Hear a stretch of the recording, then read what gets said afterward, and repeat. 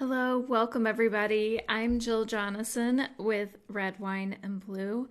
We are a community of women who use digital media and friend-to-friend organizing to change the world one suburb at a time. And so one way we are doing that is through conversation. So today I'm going to have a great conversation with my buddy Joe, as in JoJo from Jers. She's part of Red Wine and Blue as well, and she and I host these conversations together. And then we will be talking to Jess Piper. So excited to talk to Jess and Joe, and I see that Jess is here, so I'm going to add her. And then once Joe joins, then I'll go ahead and add her as well.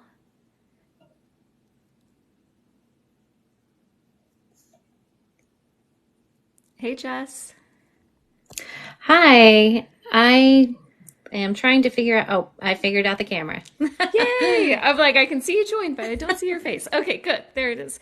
And then Joe is about to join too. So we love talking to Jess, for one. We've talked to her many times. But today is really special because we have a new podcast. It's a 4-part series called The Cost of Extremism. And last week, our first episode was about active shooter drills. So I highly recommend people listen to that. I had some family members reach out to me and they were like, we had no idea. We had no idea this was happening in our schools. And then this week, our second episode drops. There's Joe. Hey, Joe. Yay. Okay. We've got everybody. We've got Joe, Jess, and Jill, the J's. And then today we have a new episode about the problem with school vouchers. So I interviewed Jess for this podcast. Other women as well. Jennifer Berkshire, she's a writer, incredible writer. Renee Seckel, who is an organizer for us, Red, Wine, and Blue. And then Ashana Bagard, who is an education advocate. So I highly recommend listening to that episode. It's called The Cost of Extremism. You can find it anywhere you get your podcasts. So please, subscribe, listen, because we all need to know these things. And Jess, the way you talk about public education and school vouchers is just like an easy way to understand and slightly terrifying, to be honest, because it's just... True story. Yeah, I mean, you just say it how it is. So I don't even know where to start, but Joe, hey, Yeah. Hi. Well, I just want to say, first of all, I just finished listening to this episode and just like the first episode, and my dog Ruby is probably going to bark because I think there's a delivery here. But I just finished listening to this episode, and just like the first episode, it is amazing and it is incredibly impressive. And it's one of those deep dives on a subject that Jess has been sounding the alarm about for a long time, but it isn't still getting enough attention. And it's this idea, there's this mythology out there about these words, school choice, vouchers, and it, to a parent who doesn't have access to what Jess has to say or this podcast or hasn't in the past, what I think is so incredibly important is that Jess and Red Wine and Blue and the are debunking those myths. And Jess, I just want to start, like I had written down like 5 of the main myths about it, but let's just break it down. The word school choice, that is a myth, correct? And hi. It is a myth. Well, it means the schools get to choose their students. It's backwards. It's one of those things that right-wing extremists like to say, like right to work. And that means that you have the right to work without union protections. So they pick a phrase that sounds great. They confuse everybody about it, and then they go forward with it. So school choice means the schools choose their students. Right, and that is something that even I, before I really listened to this, hadn't wrapped my brain around, because it's like the school gets to pick which students can be there, and through a variety of different like discriminatory practices, because there's no oversight, right? Let's talk about that.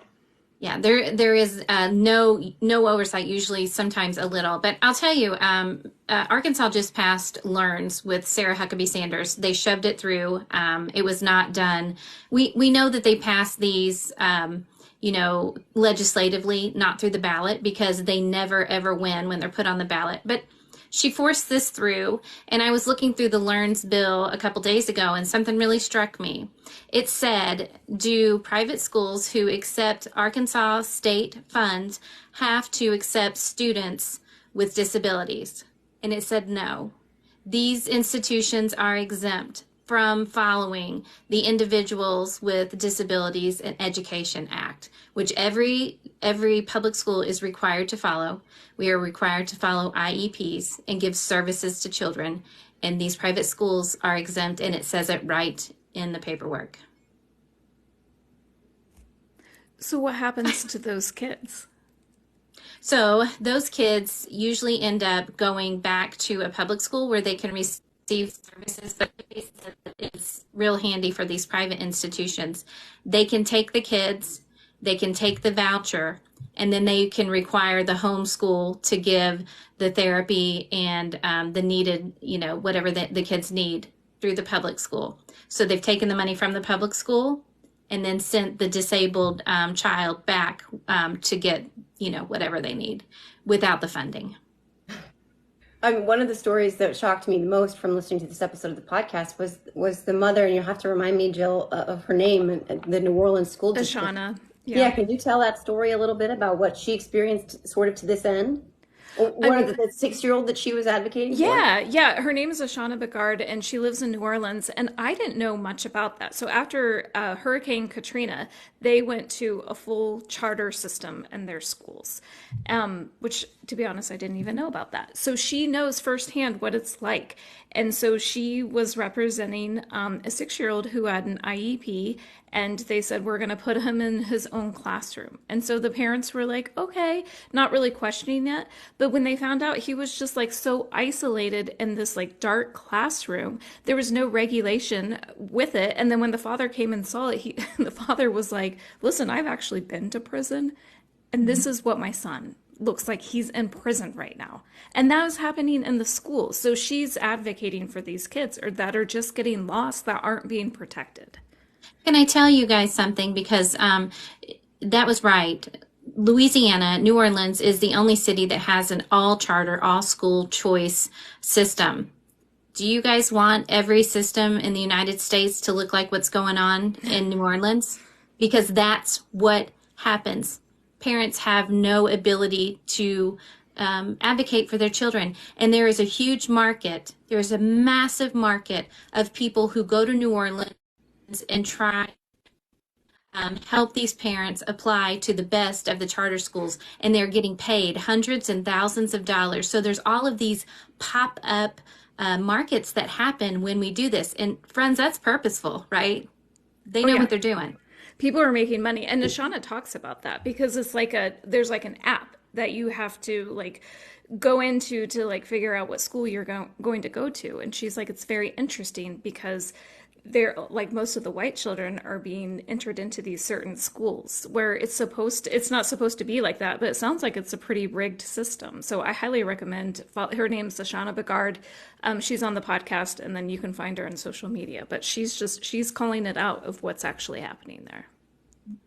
Yeah, and I think a lot of people who might also be sort of new to this whole conversation, because honestly, again, because there's so much disinformation out there, it's really hard to understand all the moving parts here. So when they start paying attention and they hear these conversations that we're having, which by the way are so incredibly important, they're probably asking, okay, like I kind of get this whole racism angle, which is huge, and we can talk about that, but they will probably be wondering, why else is this happening? What is the whole objective here? What's the goal behind this? So you also talked to Jennifer Berkshire, who has done a lot of amazing research on this, but this actually has been going on since way before we were born, since the 1950s with desegregation. And vouchers, honest to God, vouchers come from white parents not wanting to send their children to school with black children. So they were given a state voucher to go into, they were literally called segregation academies. And that's how we got vouchers in the first place. But the whole point of it, the reason you see Betsy DeVos and you see the Prince family and you see the Bradley family, the whole reason, and the Kochs, that these people are fighting to do vouchers is because they plan to defund school. They don't believe in public education. They don't believe in paying taxes to educate other people's children. And they will tell you to your face, if you cannot afford to send your child to school, then your child needs to go to work. And that's why we see at the same time the rollback of child labor laws. So I know it feels like we need a tinfoil hat for this, but we don't because they've laid it out for us, right? It's clear it's clear for all of us to see and read. They're not hiding it anymore. They're upfront about it. You mentioned a quote in the podcast that I had never heard, and I thought I was paying attention to the crazy that was Betsy DeVos because, you know, they needed the guns for the bears and all that. But despite, I didn't hear this. She said her vision was to have the students listening to ebooks while out in the fields. Like, Yeah. what? Yeah, she's on video saying that because somebody in the audience said, "What does school choice look like in rural areas?" And you guys know I'm as rural as they get. There's 480 people in my town, right? My child goes to a school with 16 other kids in the whole 6th grade. This is what they envision. They don't envision brick and mortar for our schools. They envision our kids working and then listening to ebooks. And they're just like she said it out loud. This is what they mean. And it's funny that it's coming from the same people who threw an absolute fit when there was a global pandemic and we had to shut the schools down and go to virtual learning. But now all of a sudden, virtual learning is okay for my kid, right? It's weird. Very curious. Yeah. And the thing that, you know, we're starting to see too is these school vouchers. You might get like maybe $8,000 for your kid, and then there's like a tuition for the school that your kid goes to, but then which the voucher could cover that tuition. But then as you look at like the next year, the tuition increases a little bit. So then you're going to have to end up paying some out-of-pocket cost for that, which is very interesting to me. Well, friends, the game is over in Arkansas because there are 2 institutions. I think the voucher was worth around $7,000 who raised their tuition by $7,000. That's to keep the riffraff out. That's to keep my kid from going. School choice and vouchers were not meant to help my kid, right? They're meant to funnel money over to private hands for people that are running the school. And they're also meant to destabilize public education in places like mine.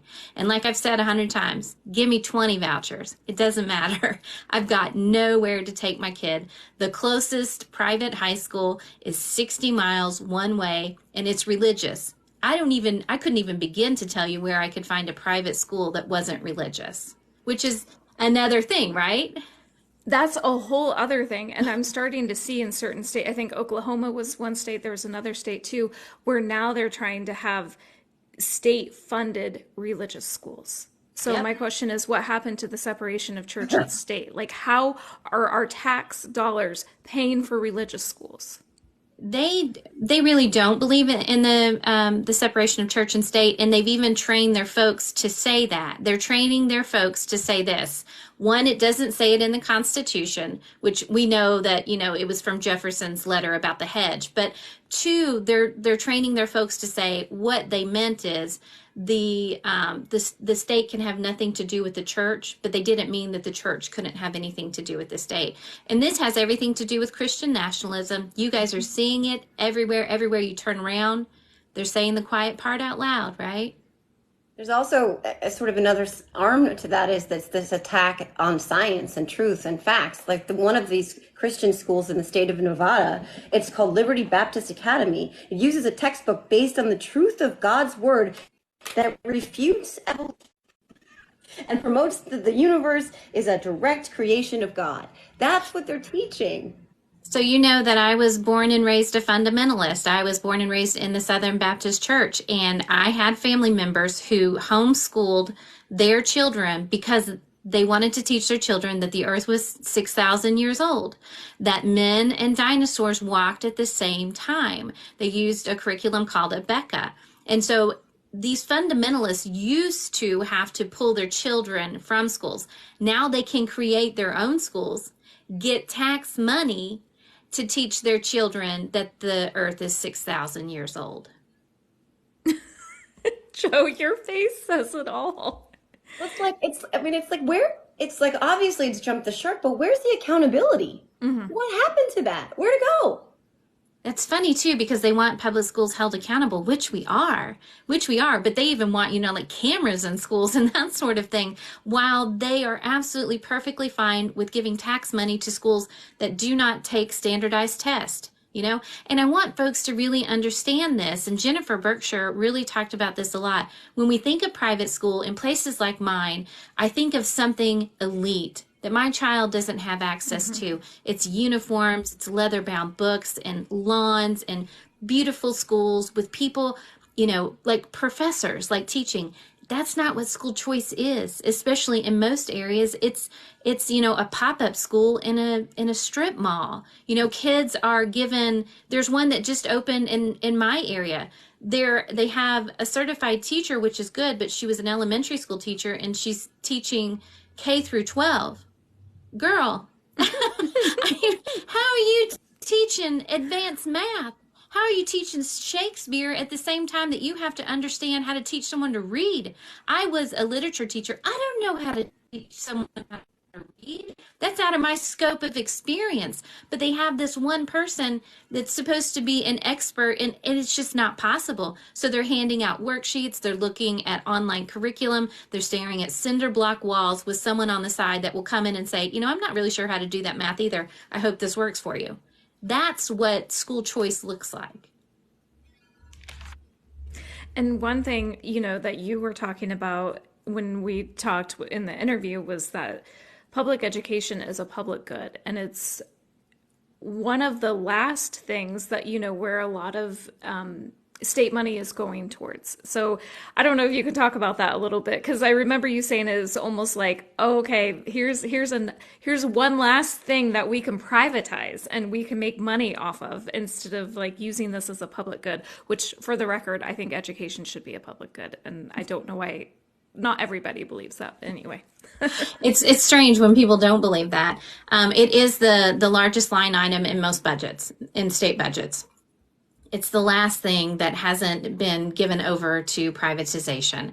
And so when we think about why would someone want to do that, that's why someone would want to do that, right? I have people in my state that are trying to privatize the schools. They just flew in Betsy DeVos's lobbyists. You know, I gathered with a few friends in a cornfield. Like there was 13 of us standing in a cornfield in this tiny town where people would probably want to run over us. And we're standing on a highway because there's no sidewalks. And what really struck me is these millionaires that flew in Betsy DeVos's lobbyists came out. They were taking video of us. They were flipping us off. They were laughing at us. They tweeted out photos later of them in this wealthy looking room, this posh room, laughing at us. And I thought, that's it. That's it. That's exactly what they're doing. And they don't care anymore to say it out loud. They are laughing at every single one while we take money from our wallets and from our kids' schools and privatize it and do whatever they want with that money. And it's just, to me, it's just disgusting. You know, I don't do what I do for money. I don't have any money. I do it because my kids' school is at stake and your kids' schools are at stake. And I see what they're doing with my own eyes and I've just had enough, right? I want to, you saying that they were laughing at you kind of made me want to ask these questions, because I think while they're laughing at everyone, they're also pushing these lies, right? Like that are confusing again to people that we need to sort of pick apart a little bit. So there's this idea, this myth that they push, that students attending charter schools report better academic outcomes than those who attend public schools. But that's not true. Right. It's not true. They don't have the same measurements. They don't take the same test, or they don't take this test at all. And remember what I said at the beginning. They are not taking children who have disabilities. You take the cream off the top, right? And you put it all together and oh my God, are your test scores going to be higher, right? And they'll say this too. They'll say it costs less to educate kids in a private school. Well, no dip, because you didn't take any kid who needed extra help, right? They are lying to your face, but even the lies are so easy to unravel, right? It's that culture war. They literally will look at someone with blue hair and say, that's a public school. And you're like, what does that mean? What do you mean, right? They convolute all of this stuff that is a culture war and throw it at public schools and say, that's what you get. You get a kid with blue hair and who might be gay. Maybe, I don't know, but what's that got to do with public schools? Right. And what happens to public schools? I mean, they're already underfunded, right? So a lot of public schools are already struggling. So if you take some of that money and give a voucher, and so, you know, somebody can send their kid somewhere else than what to that public school and the kids that go there. So let's break this apart real quick because part of their narrative is saying this. The money should follow the student, right? Mm-hmm. Fund the student, not the school. Well, here's what happens. If I have a class of 25 kids and 4 of them left on a voucher, so say it was 30 grand. They took 30 grand from the school. You can't split me in half, even though I have fewer students. You still need a whole teacher. You still need a whole custodian. You still need a librarian. So all you've done is take those funds and you still need the same amount of staff for the children who are left, right? We're just doing it with fewer resources.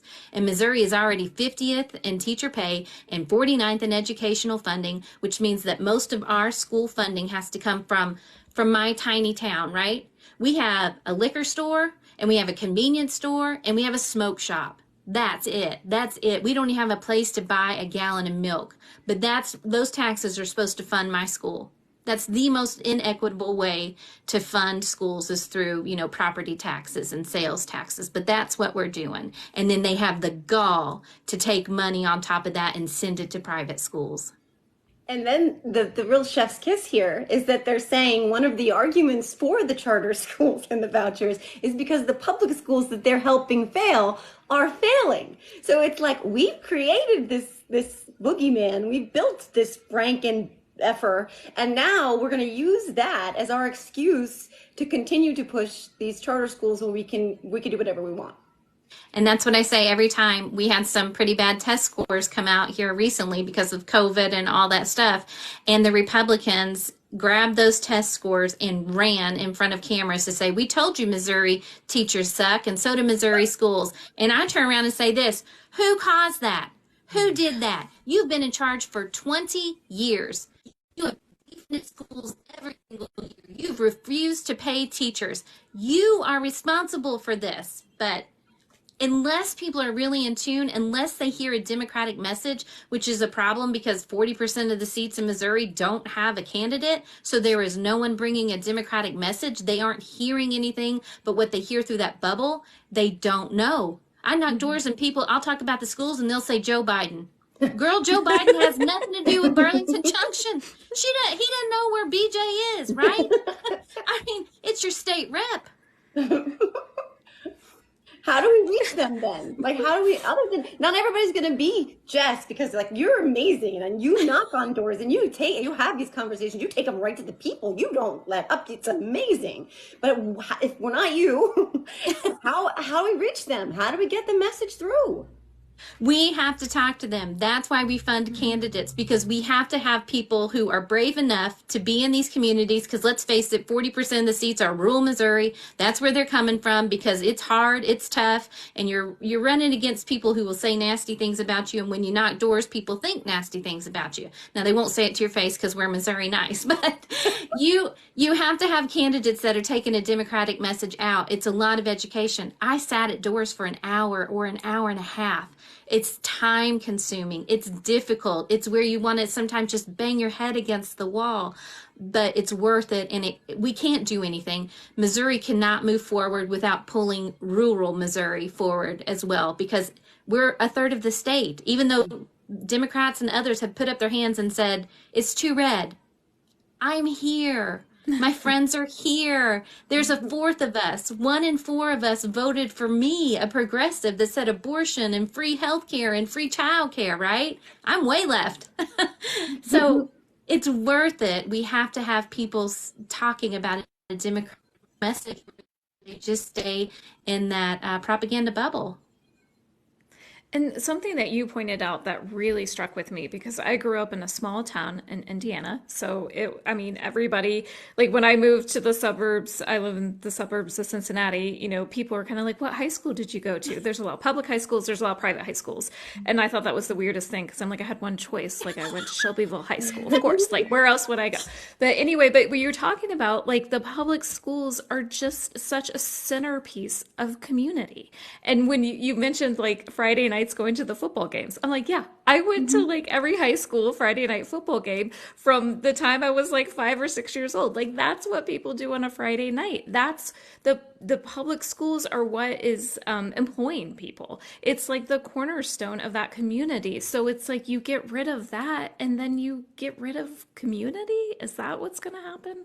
It is what happens. Our small school is the epicenter of our town. It's the economic epicenter. It employs more people than any other place. It gives teachers health insurance. You know, a teacher might be working because her husband is a farmer and they can't afford health insurance. So she goes to the school and they get health insurance. And that's where our kids get breakfast and lunch. And that's where they get their shots and where they learn that they can't see well. And someone comes and looks at their teeth and says, hey, I'll clean these for free. These things all happen at school. We vote at school. We go to plays.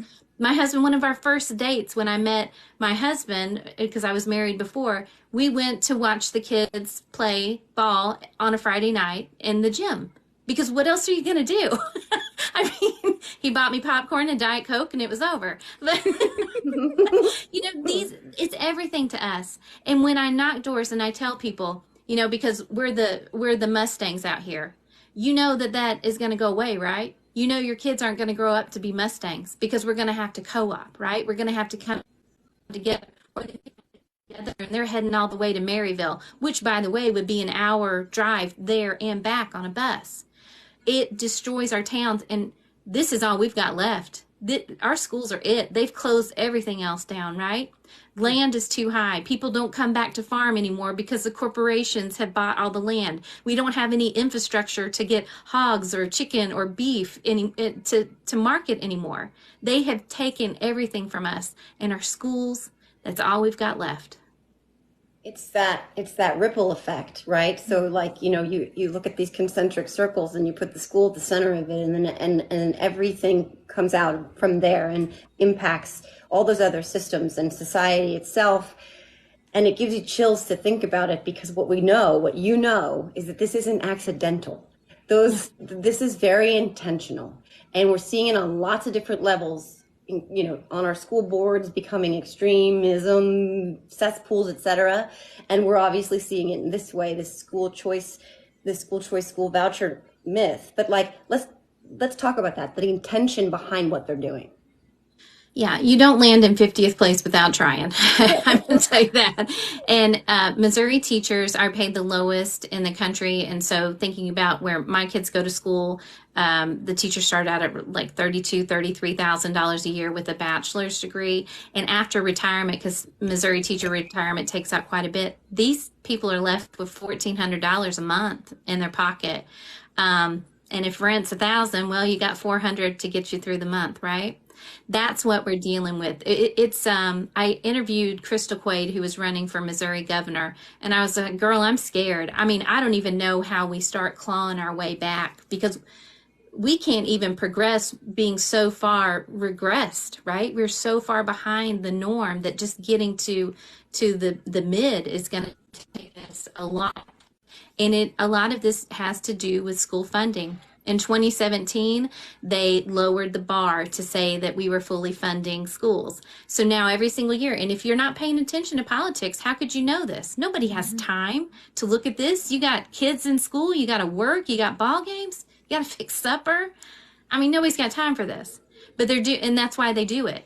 So in 2017, they lowered that bar, and now every single year they say, yeah, we fully funded the schools. After you lowered the bar, right? This is purposeful. And Jess, you were talking about property taxes, and you know that's how schools are funded. Like, what are your thoughts? Like, if you won the seat that you ran for, and I hope you run again, maybe in the future, but what are some things that you are proposing that could help with funding with public schools?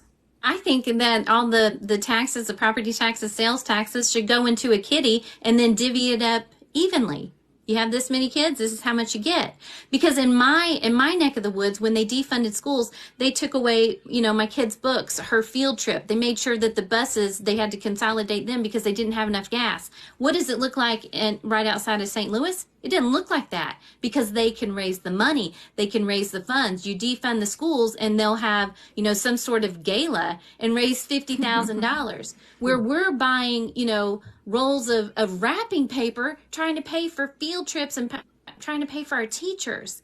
That's what we're dealing with. We have people, I'm okay to tell you this. I bought my house and the acreage for less than $30,000, which is a great deal, right? But what am I sending to the school, right? That's what, when you have really low property values and taxes, this is what happens. And so they can cover it in suburban areas better than we can in urban and rural areas. And that should be something that we should be talking about too. The challenges that we face in urban and rural areas are almost identical. And I'm not sure why we don't have coalitions of urban and rural folks, because pollution, lack of childcare, lack of access to healthcare, our education, all of it is the same thing. It just looks a little different. Because you be too powerful, right? Like when you pit people against each other, then that lessens the power. But like Terry just said, I'm so sorry. Terry just said something that I need to remind everybody. We have $8 billion in surplus in Missouri. Billion. Well, what are they saving it for? What? Armageddon? To give rich people tax cuts, I assume. I mean, that's the only thing we do. We attack trans kids. We made sure that 6 trans kids in Missouri could not play sports with their peers. That's what our session was about. And also giving the wealthy tax cuts. That's all we do in Missouri. Well, don't you also make it so that like you can't wear sleeves like mine on the floor? Listen, I covered my arms for this. I mean, these are important. JoJo, you would be out. You were out. Sorry, Missouri. I don't even know how to get to your state, but I'm sorry. No, I'm sure I just go west, but just go west. I've always wanted to go to Missouri. Actually, I've heard it's very beautiful there, and whatever. But yeah, I mean, it's like these are the things that they are spending their time and energy and the taxpayer dollars on, and it's like it's what I just keep coming back to. It's making me so mad. As we're all moms, it's like we're failing our kids. No, we're not failing our kids, but as a society at large, we're failing our kids on so many levels, and it makes you want to like bang your head against a wall. It really does. And the thing is that, at least I know you guys probably aren't as old as I am, but I raised Gen Z. They know what's up. They know what's going on. And that's why you see them trying to raise the voting age and them trying to suppress the kids' votes, because they know we raised them. I'm Gen X and my kids know what's up, and they are not about to vote for a Republican. And I don't know if y'all saw, there were some tweets last night, and I haven't confirmed it, but there were some tweets about the University of Ohio being 98% no. Yes. Yeah. Ohio showed up, but yes, definitely the young people too. Yeah, so since I did say I was from Ohio, so we are working to protect reproductive freedom. So that's a whole different conversation, but we are going to get it in our amendment in November. It's going to happen. So the young people are speaking up, and there's just 2 other points that I know that I want to make. And then Joe, of course, anything else if you've got more. But one, you were talking about wealthy people, and the thing about school vouchers that, I've learned from you and like other things that I've read is that those will go towards people who already can afford and who are already sending their kids to private schools. So I'm just like, what's going on there? So it's like, what you call it something, I can't remember. It's like welfare for the wealthy. Well-to-do. Like that. Yeah, welfare for the well-to-do. Really? Well, in Missouri, we passed ESAs, and 2/3 of the kids who got them were already in private schools, right? This is meant and set up to support those people who are already well off enough to send their children to public schools. And just like I said, or to private schools, when these private schools get the vouchers, they just raise their amount because I can't afford it. And you don't want my kid in there. You never wanted my kid in there, right? It's supposed to be elite. And if you let everybody in, it's not elite anymore. And then just the other thing, too, just talking about the funding of the schools. So I live in a suburb, and our schools are pretty well funded. have the school board antics. That's a whole different conversation. That'll be episode 4 and the cost of extremism. Stay tuned. But then also, like my kids' school supply list every year includes like boxes of tissues, cleaning wipes, like just the basics for the classroom, because the school's not providing that for them. Or like halfway through, the teachers will send an email like, hey, we're out of pencils, if anybody could donate some pencils. And I'm like, what is going on? And of course I'm happy to do that, but I'm like, that just doesn't seem right. Like, what, like our police stations aren't emailing me and being like, hey, we're out of toilet paper, could you drop off some rolls to help us out? Like, why is this a thing for schools? You don't back the poo? And that's what I always tell people. They're taxing you for the schools, but then they're not sending money to the schools, and then you're having to buy all the supplies for the schools on top of that. And in really, poor areas, they can't even, like my kids' school, they don't ask for Clorox wipes. They don't ask for Expo markers because they know the population at my school can't send it, right? Yeah. They understand that, and so they do without. Because if they can't get the funding for it, or if we can't sell enough wrapping paper to supply our students, then they just don't get it, right? Like my kid, we don't have a performing arts center. We don't have bleachers for, our events. There are things that people don't understand about our communities that when you walk into it, you're like, holy crap. Like, I didn't know this is how school funding works in places where property taxes and sales tax are supposed to take care of it. And it's already bad, but you put a voucher in, it's over. It's over for our kids. I just wanted to add from my personal experience, because I worked in education for 7 years or so. I was a paraprofessional for autistic preschool and kindergarten.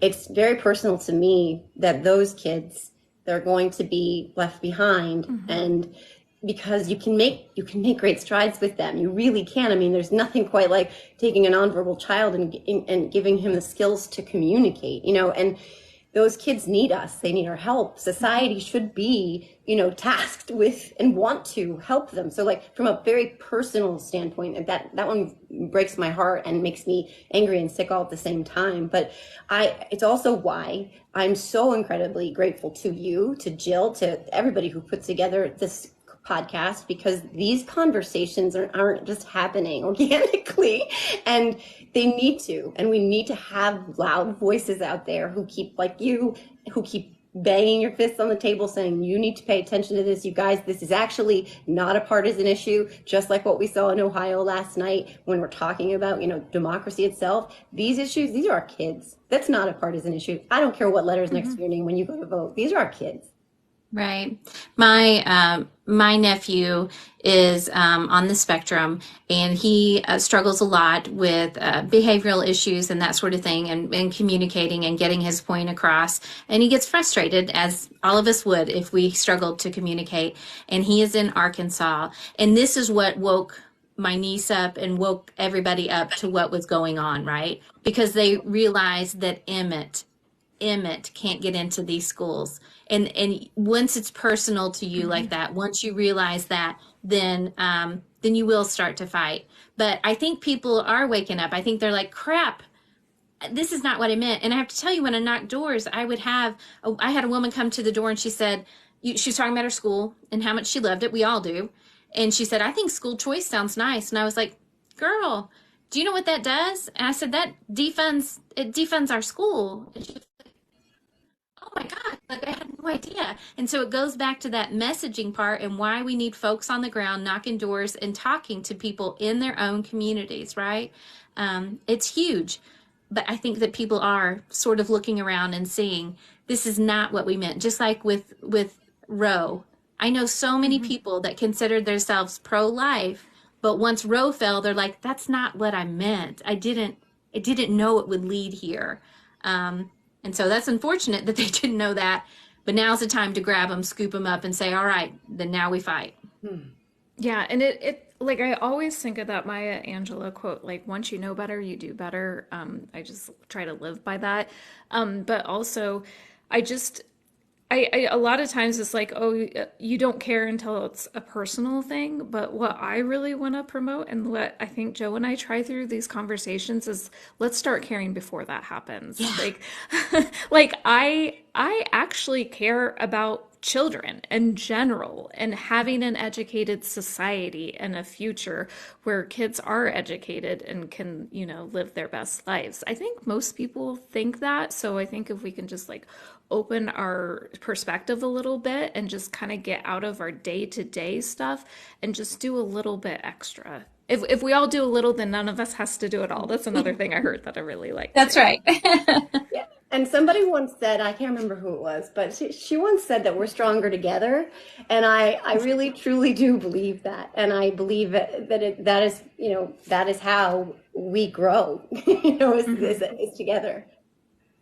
And I know we're probably getting to the end of this, but there's still over 100 people on this call. And I want every single person to understand that you have the power to do something. Even if you're in a community like mine and you don't feel like you can be really loud, you can talk to your neighbor and say, because public schools are nonpartisan, right? They should be nonpartisan. Children there. This is where they get their learning. This is where they learn about community and democracy. And so if you feel like I can't be biased or political, start with the public schools, because that is a huge part of the GOP platform, is to destabilize and destroy our schools. So start there, friends. All of you can talk to your neighbors about what the GOP wants done with our public schools. Yeah, I totally agree with that. And that's kind of how I started getting into politics. It was with schools, it was going to school board meetings and different things like that and talking to neighbors. Joe, Jess, thank you so much for joining. Oh my gosh, this was so much fun. Jess, I think we're gonna like be asking you to join us for more TikTok lives if you're open to it. I love this, and I love that you guys are getting the message out, and that you'll invite someone like me from the cornfields and bean fields to come on and talk. I really appreciate it. Yeah, I don't think there's anybody who can deliver this message better than you. Yeah. You were built for this. It's real talk, and that's what we want. And everybody, please check out our podcast, Cost of Extremism. You can go to our website, redwine.blue. You can find it there. You can find it on anywhere you get your podcast and listen to episode 2. You hear Jess talk, and then check out episode 1 as well. Next week, we will be talking about anti-trans legislation. It's another really good one. So thank you for joining. Have a great afternoon, everybody. Bye. Thanks, Jess.